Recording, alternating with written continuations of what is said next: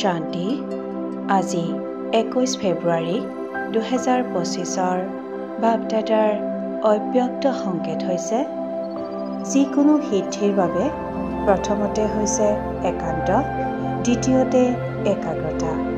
দুয়োটা বিধিৰে সিদ্ধি প্ৰাপ্ত কৰে। যেনেকৈ তোমালোকৰ স্মাৰক চিত্ৰৰ দ্বাৰা সিদ্ধি প্ৰাপ্ত কৰোঁতাসকলে বিশেষ দুটা কথাৰ বিধি ধাৰণ কৰে, একান্তবাসী আৰু একাগ্ৰতা। এইটোৱে বিধি তোমালোকে সাকাৰত ধাৰণ কৰা। একাগ্ৰতা কম হোৱাৰ কাৰণে দৃঢ় নিশ্চয়তাৰ অভাৱ হয়।